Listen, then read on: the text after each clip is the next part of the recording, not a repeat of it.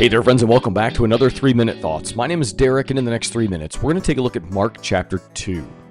Only one chapter today, so we're going to dive just a little bit deeper into the content within this chapter. Mark 2 is a bit of a turning point in the Gospel of Mark.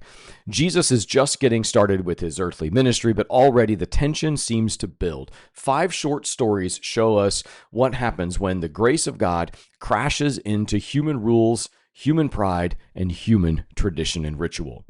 It begins in Capernaum, where the house is packed with people wanting to hear Jesus teach. 4 friends carry their paralyzed friend into Jesus, but the crowds are too thick to get through. So they climb up, dig through the roof, lower the man right in front of Jesus, and what does Jesus say? Not get up and walk, but he says, "Son, your sins are forgiven."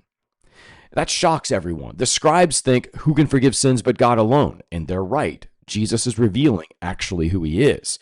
Then, to prove it, he tells the man to rise and walk, and he does.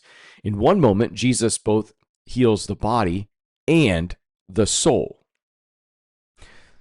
Then we see Jesus calling Levi, a tax collector, to come and follow him.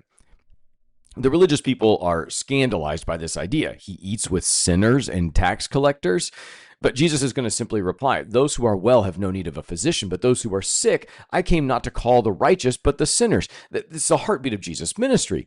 Jesus comes for those who are disenfranchised by the rest of the world. Those who the church would rather not reach are the ones that Jesus reaches, the sinner, the one who needs help.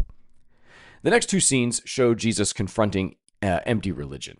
People are going to question why his disciples don't fast like the other ones, and Jesus answers with a simple image, right? You don't put new wine into old wineskins. He's not here to patch up the old systems. He's not fixing a broken system. He's bringing something completely new. He's not just kind of redressing what's been there. He's actually going to reestablish a new thing.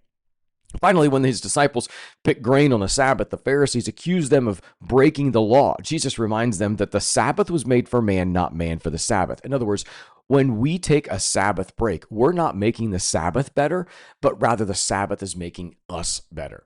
Every story within this chapter reveals the same truth. Jesus brings forgiveness, freedom, and new life. But it also reveals that there's resistance. The more Jesus heals, the more Jesus forgives, and the more the religious leaders are going to start to push back. Grace always rattles the cages of those who think they can earn it. So what's it mean for you and me? It means we need friends like those men on the roof, people who will carry us to Jesus when we can't get there ourselves. It means we need the humility to to admit that we're sick and we need God's help. It means we need to let go of old wineskins, some of those rigid systems, pride, and a need for control, and let Jesus expand his grace upon us. Be well, friends.